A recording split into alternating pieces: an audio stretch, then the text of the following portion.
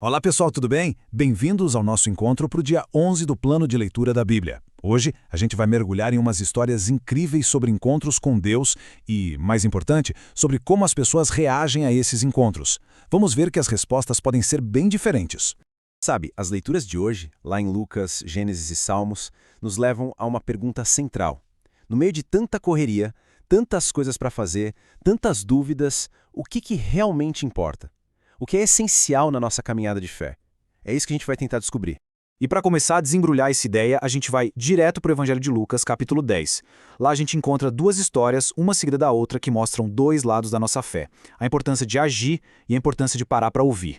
Tudo começa, olha só, com uma pergunta de um doutor da lei para Jesus. Quase uma pegadinha, sabe? Ele pergunta, afinal, quem é o meu próximo? E Jesus, em vez de dar uma resposta teórica, conta uma história que, nossa, muda toda a perspectiva.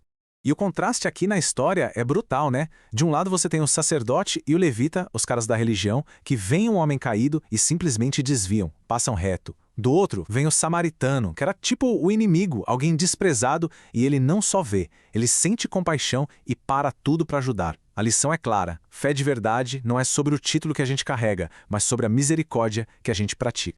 E o final é um soco no estômago. Jesus não fala pro cara, parabéns, você entendeu a moral da história. Não, ele diz, vá e faça o mesmo. Ele transforma a parábola numa ordem direta. A pergunta não é mais quem é o meu próximo, e sim como eu posso ser o próximo de alguém. Ok, então a fé é sobre agir, certo? Bom, mais ou menos, porque logo depois dessa história, a cena muda. Jesus entra na casa de duas irmãs, Marta e Maria, e o foco sai completamente do serviço lá fora para a nossa postura aqui dentro. E essa cena é perfeita.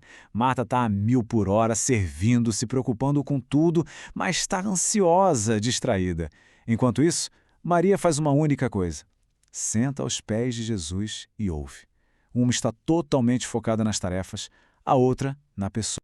E a resposta de Jesus para Marta é uau!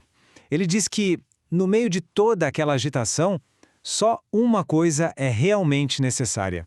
E Maria escolheu essa coisa, essa boa parte. A decisão de parar para ouvir a Deus é um tesouro que ninguém jamais pode tirar da gente.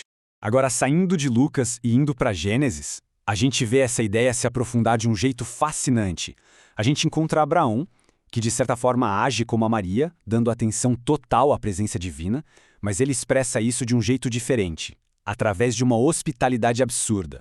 Olha só a atitude do Abraão. Ele vê os visitantes e não pensa duas vezes. Ele corre, se inclina, insiste para que fiquem, corre para preparar a melhor refeição. Não é só ser educado, é uma entrega total, uma demonstração de honra e reverência.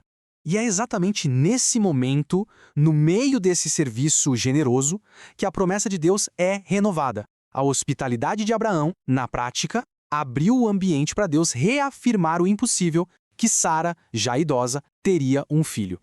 E quando Sara ri de incredulidade, Deus lança essa pergunta que ecoa através dos séculos. Existe alguma coisa impossível para o Senhor? É a pergunta que confronta todo o nosso ceticismo e nos lembra que a nossa lógica não define os limites do poder de Deus. E essa intimidade que Abraão tem com Deus abre uma porta inesperada. A mesma fé que o fez receber a promessa, agora dá a ele a coragem, a audácia, de debater com o próprio Deus sobre justiça. Quando Deus revela que vai julgar a cidade de Sodoma, Abraão não fica quieto. Ele se aproxima e começa uma das conversas mais impressionantes da Bíblia. Quase uma negociação, intercedendo pela cidade. Ele começa com um número seguro, né? Escuta, e se tivesse 50 justos na cidade? O Senhor destruiria mesmo assim? Ele apela para o próprio caráter justo de Deus. E a cada vez que Deus diz, não, por 50 não destruiria, a ousadia de Abraão aumenta. E se forem 45? E 40? E 30? Ele vai baixando o número, testando os limites da misericórdia. E ele chega no limite, 10. E Deus concorda. Por amor a 10 pessoas justas, a cidade inteira seria poupada. Isso nos mostra um Deus que valoriza a intercessão e cuja misericórdia vai muito além do que a gente imagina. Essa confiança que Abraão teve para dialogar com Deus se conecta perfeitamente com o que o Salmo 111 diz. Enquanto todo mundo ao redor está gritando, fuja, se esconde, o mundo está desabando, o salmista diz, não, a minha confiança está no Senhor. É a mesma atitude. Mas olha, isso não é uma fé cega, de jeito nenhum. Pelo contrário, é uma fé que olha para o caos, encara a realidade, mas se recusa a entrar em pânico. Por quê? Porque sua âncora está firmada numa rocha, o próprio caráter de Deus. E aqui está o segredo. A coragem de Abraão para interceder e a firmeza do salmista para não fugir vem do mesmo lugar, da convicção profunda de que Deus é justo. Ele ama a justiça e ele está no controle. É isso que muda tudo. Então tá. Como é que a gente junta tudo isso? A compaixão do samaritano, a atenção de Maria, a hospitalidade de Abraão e a coragem dele para interceder. Qual é o elo que une todas essas histórias? O elo é exatamente aquilo que Jesus chamou de a boa parte. A escolha de Maria de sentar e ouvir. Essa postura de atenção, de se centrar em Deus, é o combustível para todo o resto. É desse lugar de escuta que nasce a compaixão verdadeira, que nasce a hospitalidade que abre portas para milagres e que nasce a coragem de dialogar com Deus pelo mundo. Se essa análise do dia 11 fez sentido e ajudou a clarear as coisas, não esquece de deixar uma curtida e seguir o Pneuma BR. Assim, a gente continua essa jornada de descobertas na palavra, crescendo juntos. E para a gente fechar, fica a reflexão.